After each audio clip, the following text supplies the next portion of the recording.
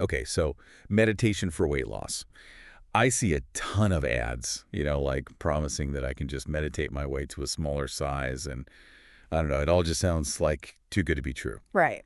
So let's ditch the hype today and really like deep dive into the actual science behind meditation for weight loss. Yeah. I've got some really interesting research to unpack.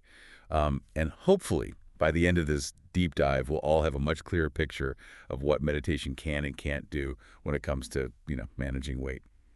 Yeah, it's true. I think meditation is kind of like presented as a quick fix for everything these days. But when you like really look at the research, it's not about like magically shrinking your waistline or anything. Right. It's what's really interesting is how mindfulness meditation can really like impact our relationship with food in our bodies. Okay. It's subtle, but it can be really powerful. So no, like snapping our fingers and manifesting a totally flat stomach. Right. Okay, bummer.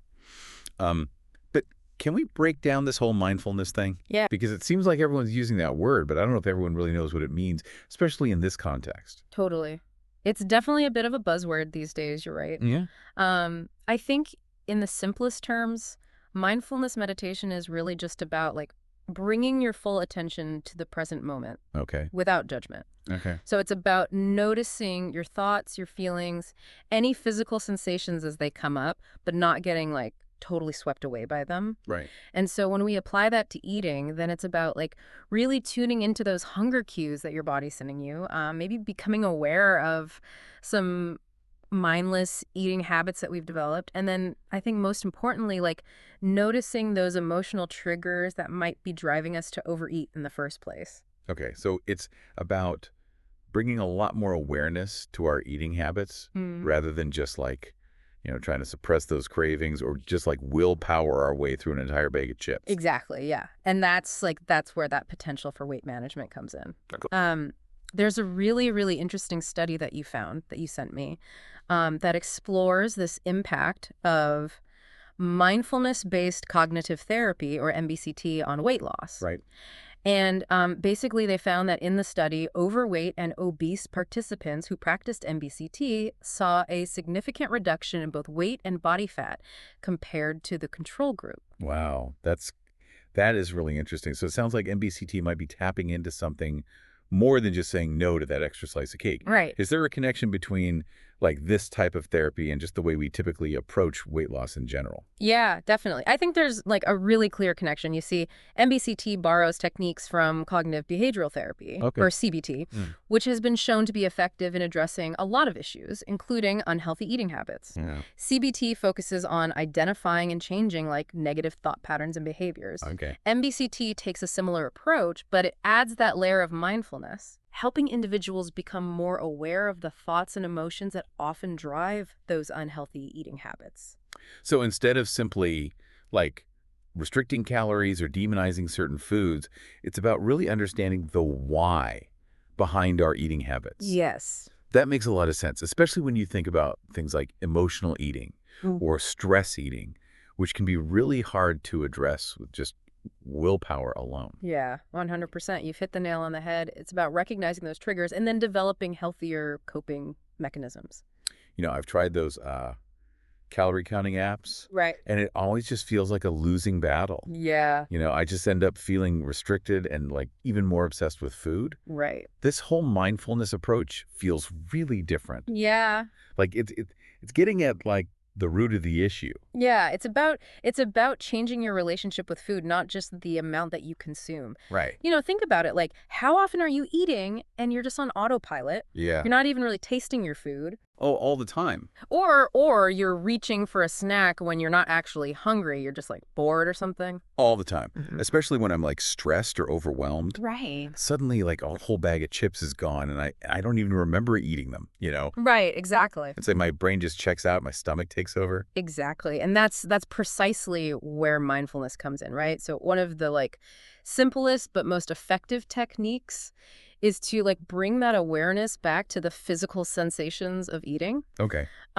So imagine like instead of that bag of chips that you're mindlessly eating, Mhm. you have like a handful of raisins. Raisins. Okay. Yeah. I'm intrigued. Okay. So stay with me here. This is like a classic mindfulness exercise, okay? Yeah. So you're holding this raisin in your hand and you're really looking at it, like Hmm. noticing all the little wrinkles, the Yeah. color, Hmm. you're feeling the texture of it. Okay. Then you slowly bring it up to your nose and you smell it. Like really smell it. Yes, you're engaging all of your senses, right? And then finally you take this like small bite and you notice all those flavors, those textures as you're chewing it really slowly. Okay, so I can see how that would like force you to slow down and Yeah. actually pay attention to what you're eating Yeah. instead of just like inhaling it. Exactly. It's about savoring each bite, Right. being fully present with that experience of eating. Okay. And this awareness, it extends to your body's signals as well, Mm. right? So how full are you actually as you're eating? Are you enjoying the food or are you just kind of like going through the motions? So it's kind of like retraining your brain to be more present during meals Mhm. to really tune into those hunger and fullness cues that we often like override.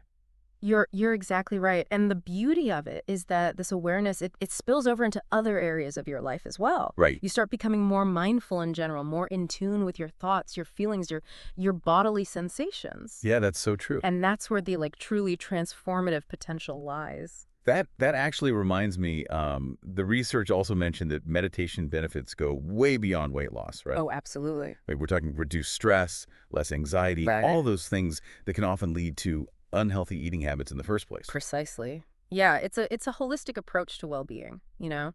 Understanding that our mental, emotional, and physical health are all interconnected. Right. When you start to address one area, the others benefit as well. Okay, I have to admit, this whole mindfulness thing is starting to sound a lot less like a diet fad and more like a sustainable way to actually change my relationship with food and my body for good. Yes, exactly. It's not about deprivation. It's not Yeah. about willpower. It's about cultivating the sense of awareness and kindness towards yourself. Yeah. It's about learning to listen to your body's needs and responding with compassion. It's funny, we always think about weight loss as this like all or nothing thing. Right. Like we have to completely overhaul our entire lives, cut out every single bad food, Right. spend hours at the gym every day. Like it's just, it feels so overwhelming. Yeah.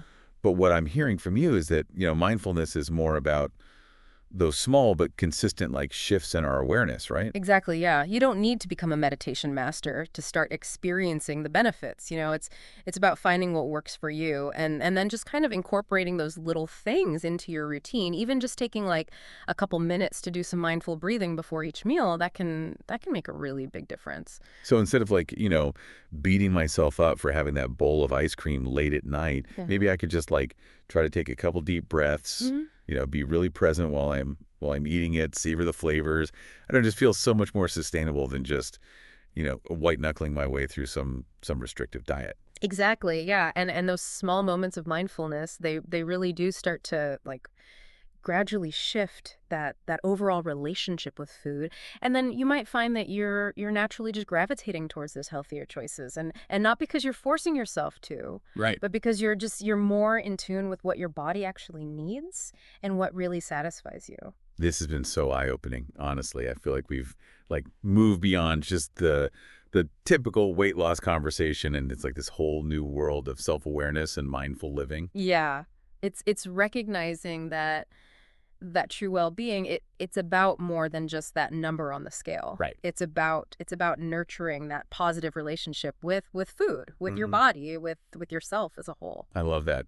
So as we're wrapping up our deep dive today, is there like one key takeaway that you really hope our listeners will kind of carry with them? What's like that first step that they can take to start their own mindfulness journey? I would say just start with paying attention. Like the next time that you sit down to have a meal, just pause for a second before you take that first bite Yeah. and just notice the colors of your food, the aromas, the textures. Just take a deep breath and bring your full attention to that experience of eating. Are you actually fully present in that moment, or are you kind of like lost in thought, scrolling on your phone, rushing through your meal? I think that simple act of awareness, it can be really powerful. It's like the foundation of mindful eating, and it's the first step towards building that healthier, more balanced relationship with food and with yourself. That is such a good reminder. And it's not about perfection. It's just about, progress and awareness and those little moments of presence that really can make a world of difference.